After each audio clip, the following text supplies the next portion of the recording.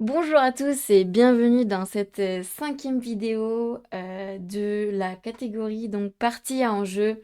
Alors cette fois-ci, c'est une vidéo un peu spéciale puisque l'enjeu, en fait l'enjeu c'est que déjà je jouais dans un tournoi fermé à normes de maître international, mais en plus de ça, eh bien, je jouais contre quelqu'un d'extrêmement connu.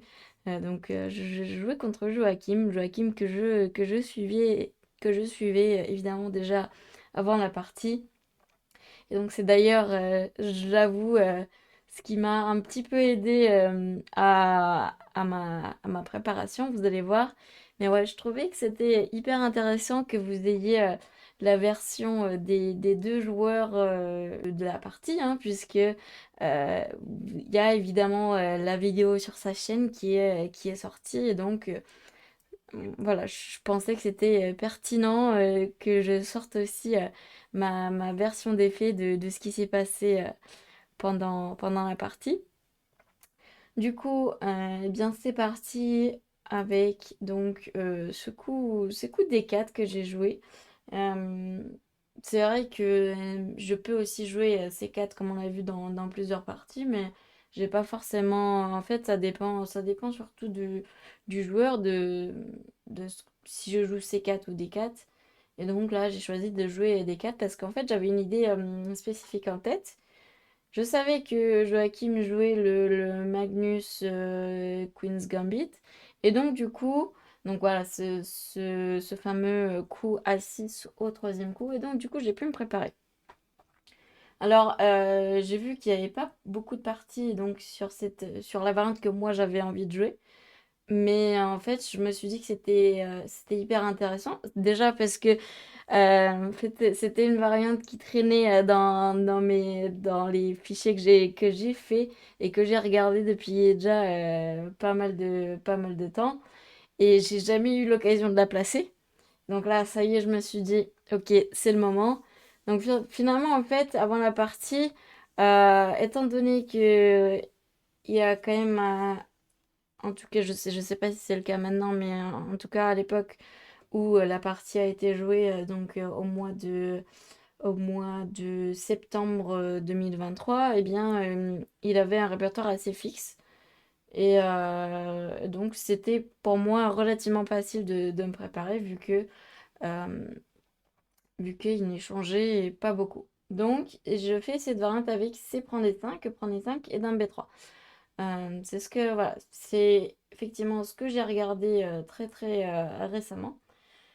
Donc le but de ça, c'est que évidemment, déjà j'attaque le pion D5, mais en fait ce pion, il n'est pas forcément facile à défendre.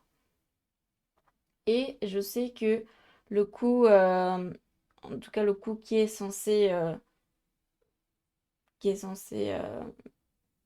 être un peu critique, c'est le coup C5 ici.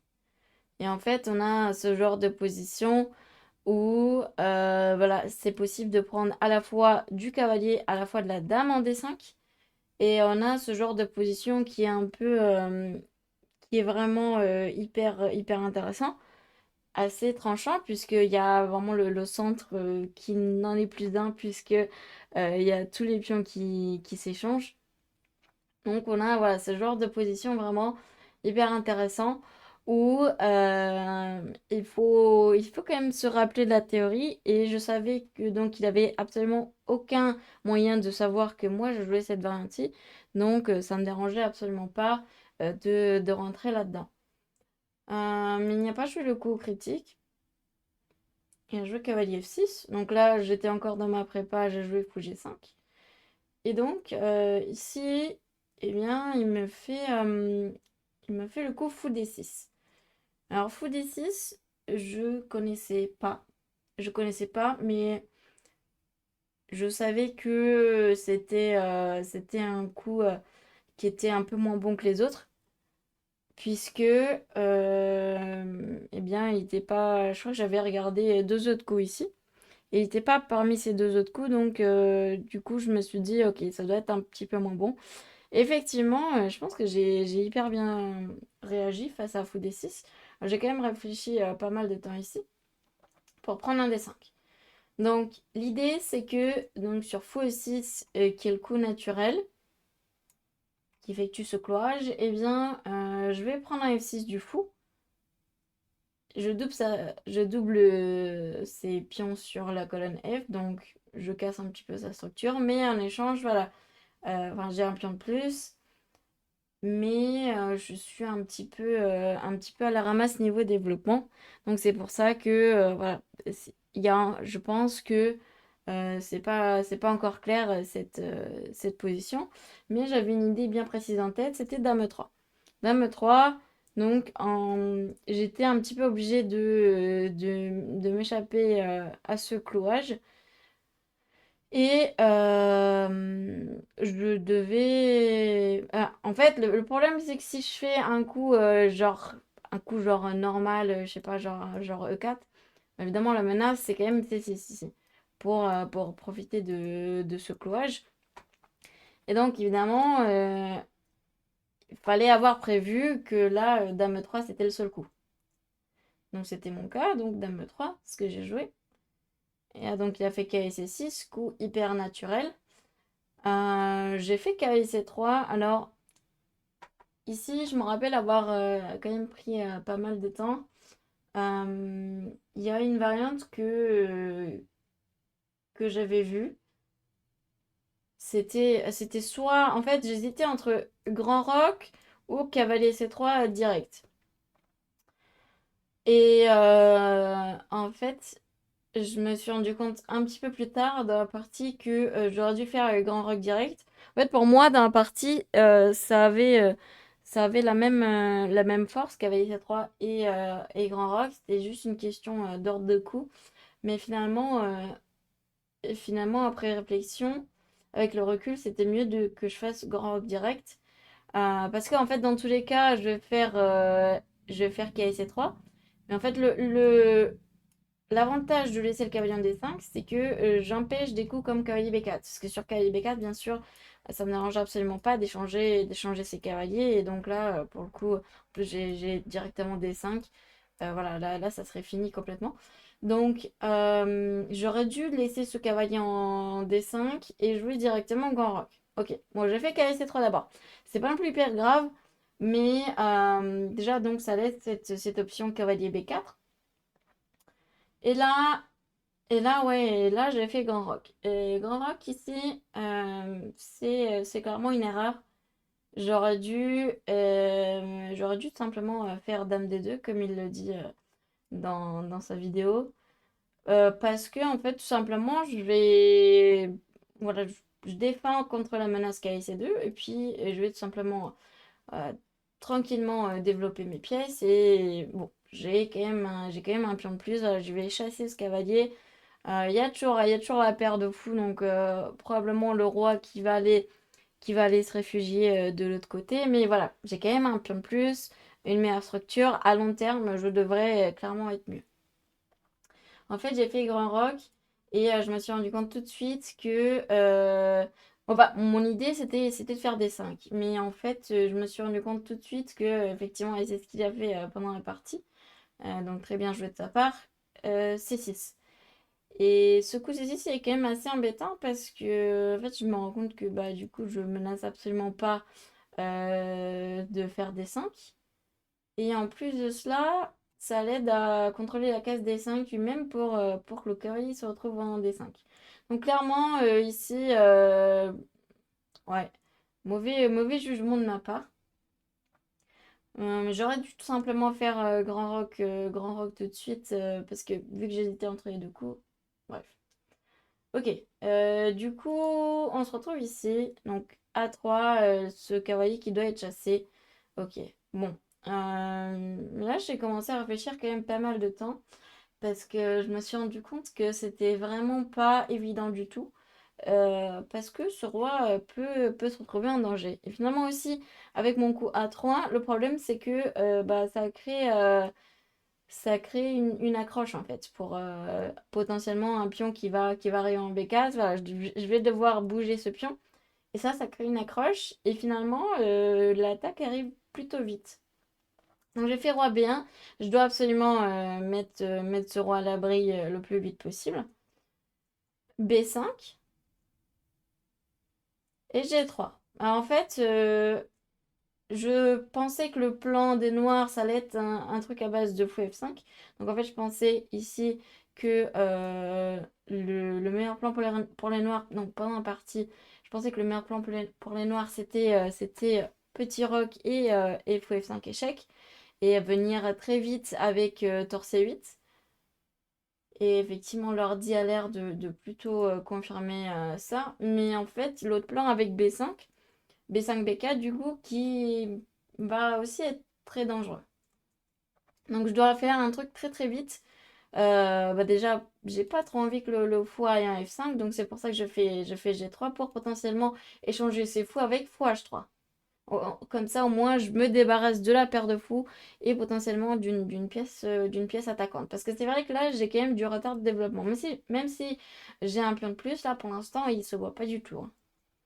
Donc, petit roc, fou H3, ça y est, j'arrive à échanger les fous.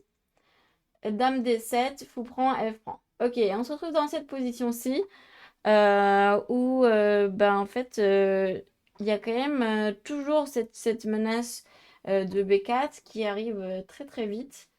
Et finalement, je dois moi-même faire quelque chose de relativement vite aussi, parce que sinon, il y a juste les noirs qui ont des chances d'attaque, et moi, j'ai pas trop de contre-jeu.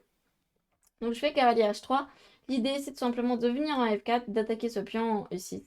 Et comme j'ai quand même remarqué que voilà, vraiment ce roi-ci est un petit peu faible, puisqu'il manque quand même un pion devant le roi, eh bien je me suis dit, ok, si un jour j'arrive à faire cavalier H5, peut-être voilà, je peux créer des menaces. Du coup, il y a eu B4, ce sur quoi je suis obligée de prendre ce pion. Et là, donc, il a fait tour à B8. Alors, c'est vrai, je m'attendais pas à ce coup non plus. Je m'attendais plutôt à 5, effectivement, qui ouvre peut-être la colonne A un peu plus vite. Du coup, il a fait tour B8. Et donc, ok. Du coup, je suis obligée de faire cavalier F4. Je pensais pendant la partie qu'il allait prendre ce cavalier. D'ailleurs, je lui ai dit juste après. Je pensais que fou prend F4, G prend F4. Je pensais qu'on allait arriver dans ce genre de position. Et là, j'allais faire un coup comme tour C1. Et donc sur tour B8, et bien tout simplement tour C2. Et en fait, je ramène notre tour et je me suis dit, ok, peut-être même un déco comme tour G1. Je sais pas trop ce que je fais de cette tour-là pour l'instant.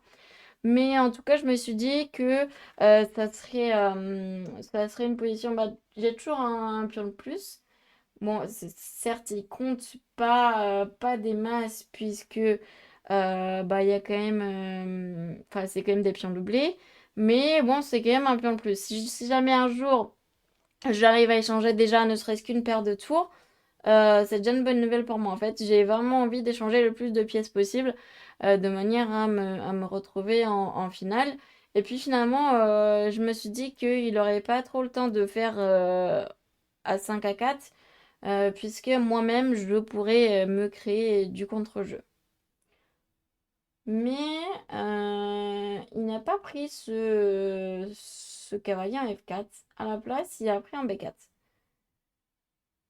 J'ai fait tour D2. Il a fait, donc encore une fois, l'occasion de prendre un B4, de prendre F4, pardon, se présenter. Il ne l'a pas fait. Il a fait tour 8. Bon, moi, tranquillement, je vois qu'il n'a pas l'intention pour l'instant de prendre mon cavalier. Donc, je continue avec tour C1. Voilà, je mets la tour sur la colonne ouverte. Euh, ça semble tout à fait logique pour l'instant. Donc, A5, il veut lancer son contre-jeu à l'aile dame, mais le côté où se trouve mon roi. Mais le truc, c'est que, comme je l'ai dit précédemment, eh bien, moi aussi, j'ai du contre-jeu, notamment avec le coup cavalier H5.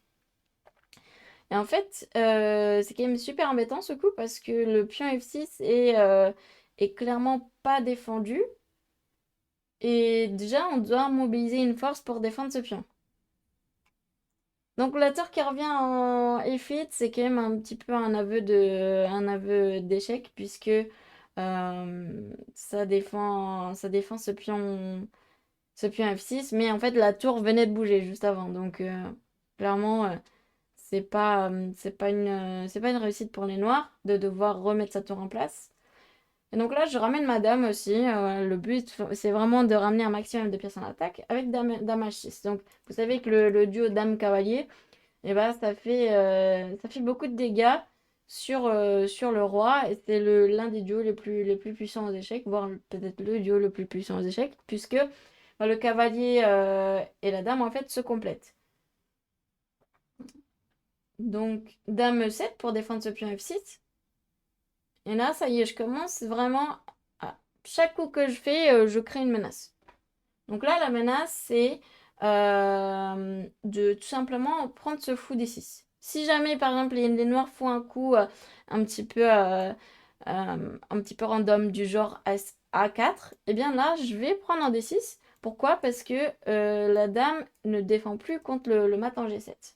Bon, évidemment, c'est pas ce qui s'est passé. Mais du coup, il y a eu tour B7, voilà. Avec idée de défendre cette case G7 en cas de tour prend D6, pouvoir reprendre de la dame en D6.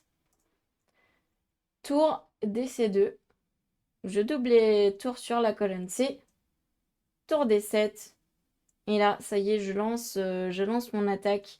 Vraiment, il y a quand même pas mal de menaces ici avec tour C8.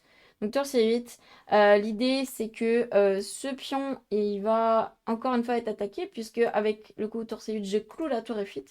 Et donc là, je menace encore une fois de prendre ce pion F6. Du coup, roi H8. Je prends ce pion F6. Là, c'est déjà quand même très très mal embarqué, parce que le problème c'est que évidemment ce cavalier n'est pas prenable, et en fait finalement bah, ce pion n'est tout simplement pas défendable. Ce pion n'est absolument pas défendable du tout.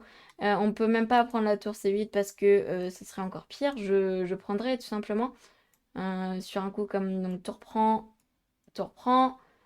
et un coup comme tour D8 pour défendre la dernière rangée, eh bien ça serait même pas possible, puisque là il y aurait tout simplement mat en deux coups avec tour prend D8, échec d'un point D8 et dame G7. Encore une fois, la dame qui est déviée de sa défense de la cage G7.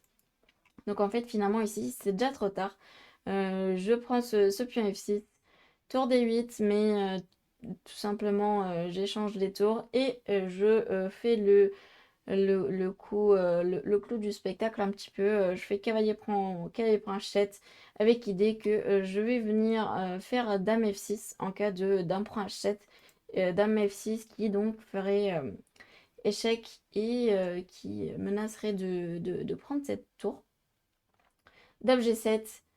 Là, je choisis d'échanger les dames, bien que c'est pas forcément précis selon l'ordinateur, mais en fait, pour moi, ça me paraissait le plus clair, parce que j'allais transposer dans cette finale, donc avec en plus de cela le pion E6 qui se retrouve un petit peu faible.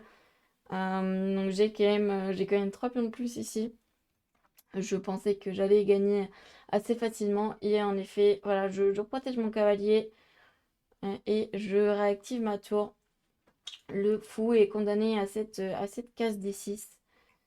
Il y a eu roi E7, tour A6, et finalement il y a eu abandon de la part de Joachim. Donc c'était une partie dont je suis plutôt satisfaite, je dirais. C'est vrai que j'aurais pu probablement avoir des problèmes dans l'ouverture, donc avec cette interversion de coup de ma part, c'est-à-dire faire d'abord cavalier 3 au lieu de faire d'abord grand roc. C'est vrai que c'est quand même quelque chose que je voulais faire, et c'est quelque chose qui du coup a potentiellement pu m'apporter des ennuis. Mais voilà, finalement, je suis plutôt contente d'avoir trouvé des coups hyper précis en défense, notamment ce plan avec G3 x H3. C'était vraiment l'un des seuls plans de défense de la position. Et après, c'est vrai que du coup, Joachim, d'après ce que j'ai vu dans sa vidéo, il a quand même un peu sous-estimé mon plan de venir l'attaquer donc avec ce cavalier H5 et puis cette dame H6. C'est vrai que ce duo dame-cavalier, il est quand même super fort en attaque. Et donc, c'est vrai qu'une fois que j'ai réussi à implanter ma dame en H6, mon cavalier en H5, après, c'était déjà trop tard. Mais voilà, c'était pas du tout une partie facile pour moi parce que, évidemment, c'était filmé en direct sur Twitch. Donc, je dirais que cette partie-ci correspond tout à fait à la catégorie partie en jeu. D'autant plus qu'évidemment, c'était un tournoi fermé de EMI. Donc, j'étais toujours en course pour la norme de EMI. Il fallait que je fasse un score très élevé. Et en fait, finalement, j'en étais même pas si loin. Je vais probablement vous mettre la partie clé, la partie vraiment hyper critique de mon tournoi qui aurait potentiellement pu me mettre sur la voie de la norme de Amy, hein. J'étais gagnante contre le premier classé du tournoi, gain que je n'ai malheureusement pas vu. Enfin, j'ai vu, mais ensuite, je dirais, j'ai pas vu. Bref, je vais probablement vous mettre cette partie-ci. Mais en tout cas, voilà, je trouve que cette partie contre Joachim, elle est à la fois, c'est une partie en jeu parce que pour le tournoi, et à la fois parce qu'il y a quand même des gens qui regardent en live. J'avais aussi dit à mes proches que ça serait retransmis sur Twitch en direct. Et donc, évidemment, ils étaient en train de regarder. Je savais qu'ils étaient en train de regarder. Donc, voilà, c'était aussi une partie en jeu pour cette raison-ci. Euh, donc voilà, je vous dis à très très bientôt pour la suite de ce tournoi fermé à norme de EMI du barreau euh, que je vais poster dans pas très longtemps. Je vous dis donc, je vous souhaite une très très bonne, un très très bon visionnage et à très très bientôt.